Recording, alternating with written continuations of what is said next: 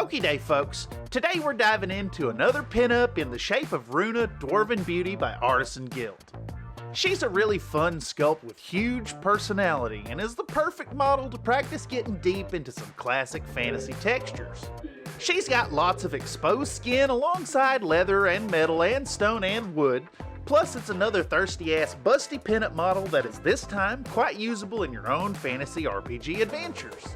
Look, she even has armor and a weapon and a representation of that ever-useful wondrous item, the decanter of endless ale.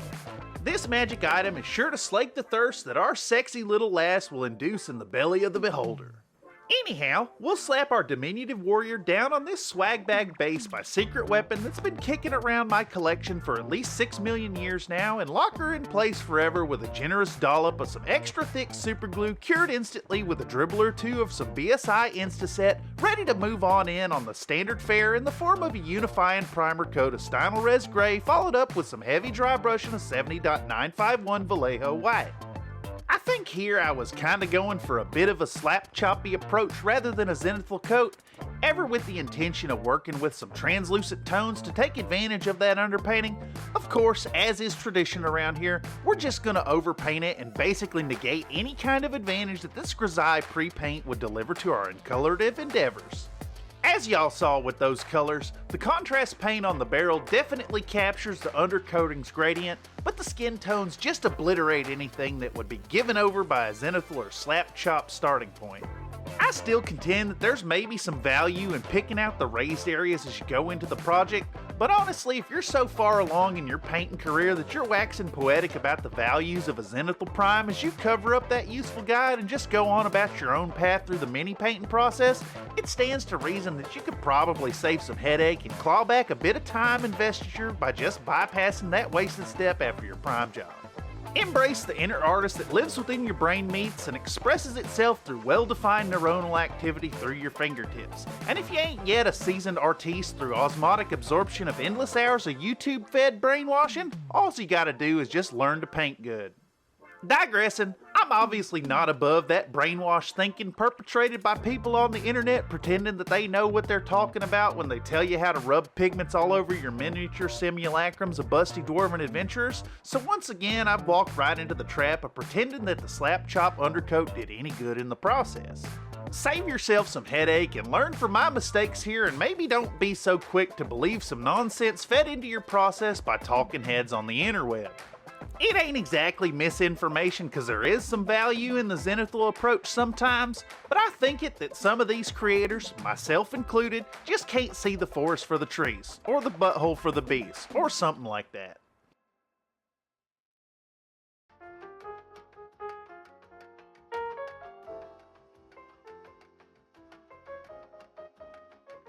Okay, enough with the whole zenithal thoughts here, and on into the actual meat of our process of toning up the meat of our lass. We're gonna do the majority of the work here by using super thin paints and building up some glazes all over her curves to develop highlights, shadows, and redness, giving the model some variation of tone to not only create visual interest, but also to render a suggestion of liveliness in our amply endowed still life of a pinup perched atop her girthy keg. Though this is clearly a model made for the stereotypical male gaze, it doesn't mean that we can't take a little extra effort to ensure that the paint quality reads as beautiful even while plastered all over this beauty. Just because the mini is kinda cringe doesn't mean that the work you put into your rendition needs to be cringe. In fact, I dare say when painting up a pinup, it really behooves one to go above and beyond, delivering the passion in the paint up that is intended in the sculpting of a pinup. I recommend that you take your time and really give it a go sometime and dig in on a pinup project of your own. Pick whichever design stirs something deep in your guts and gonads and go nuts, give it your all for as long as you can go. I always find that taking a little extra time working your model always leads to a much more satisfying finish than the quick and dirty pigment rub down. If you're gonna insist that your work is art and not prawn, take the time to actually make it into art. Your overall talents and ability with your tool will really benefit from getting in that deep effort.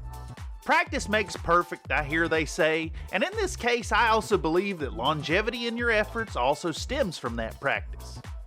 We're not here to goon paint all over our models like in the case of painting up 60,007 Space Marines so that we can have 60 seconds of a spurt of Warhammer 40k. No, that won't do at all.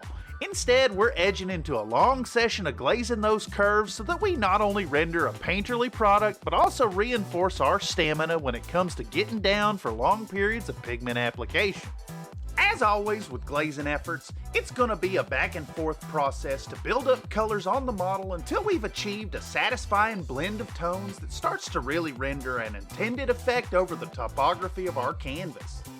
I always really dig these glazing projects, as working with the super thin colors yields an experience that's more akin to traditional painting rather than simple formulaic miniature painting. The standard fare of layer by layer, paint by numbers is gone, and we can start digging in on some actual artistry in the final rendering of our project. Anytime you work with these crazy thin colors, the previously applied layers peek through each step of the way, an effect that is especially desired in building up that whole subsurface scattering thing that can happen with semi-transparent materials like skin. Fret not though, gentle painters, as even if this sounds daunting, we can still fall back on some of our standard fare prescriptive acrylic layering for the other bits of the model that aren't especially important to try hard. Just trust yourself and have fun with it.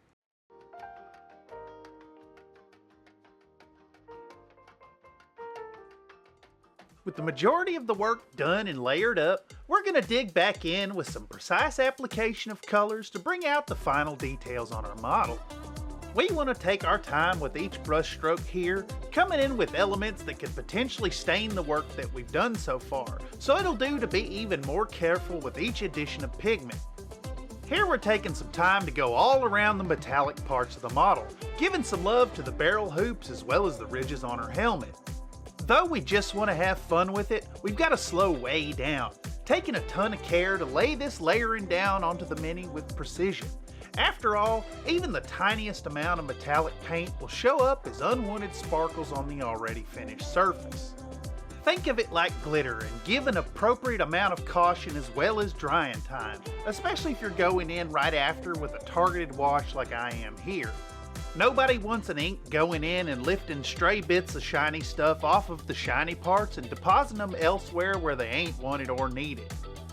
Furthermore, just like the marring potential of the previously applied glittery color, this wash itself could very easily get out of hand and create unsightly tide marks on finished areas, so it also needs some care and precision in the application.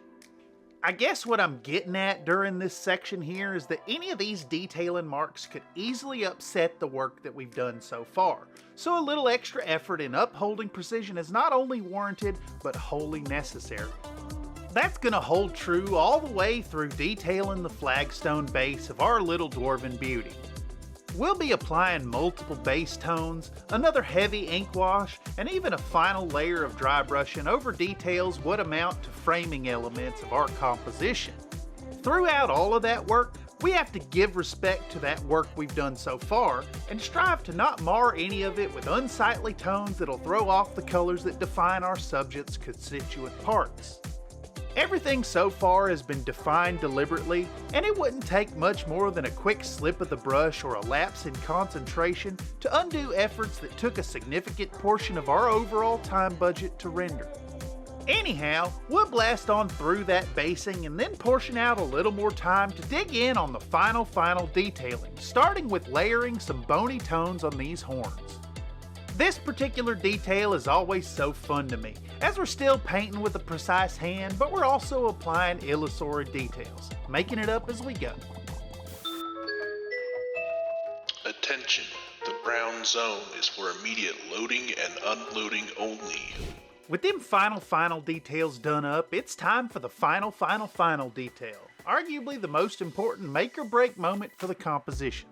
We're going to use a trick I've long had in the playbook to finalize this model's look by using a cheeky little hobby hack to paint the eyes. First we'll black the eyes out entirely, then go back in with dots of an off-white ivory tone in either corner, leaving a vertical black line right in the middle. This effort kinda takes the guesswork out of aligning the gaze by eliminating any vertical drift in the pupil placement. We're going to follow that up and add a bit of extra something something by carefully applying a dot of color in the middle, using the same green we earlier slapped on the basin moss. Finally, we'll come back in with an even smaller black dot for the pupil using some really thin paint. With this final touch on our final detail, she's all done up and ready for her grand reveal.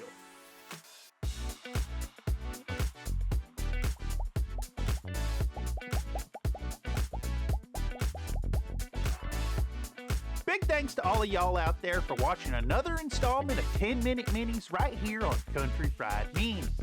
This has been a video, I promise. This script has nothing to do with that. I'm just being lazy and sourcing content from the community that supports the silliness that goes on around these parts. Also, make sure to take a moment to like the video so that YouTube knows to send this content out to new friends on the internet, and subscribe for more if you want to catch new releases as soon as is possible. Also, consider putting in a few monthly dollary dues towards the production around here on Patreon, link in the description down below, if you want to get your name in the credits like these fantastic folks. Hot dog, pouch. Take your hot dog, put it in the pouch. Get some ketchup and some mustard. Put it in the pouch. Put it in the pouch. Get your pouch out on the dance floor. Shake it up. Shake it up. Hot dog, hot dog, pouch. Hot dog, put it in your butt. Hot dog, hot dog, hot dog, hot dog, hot dog, hot dog, hot dog, hot dog, hot dog, hot dog, hot dog, hot dog, hot dog, hot dog, hot dog.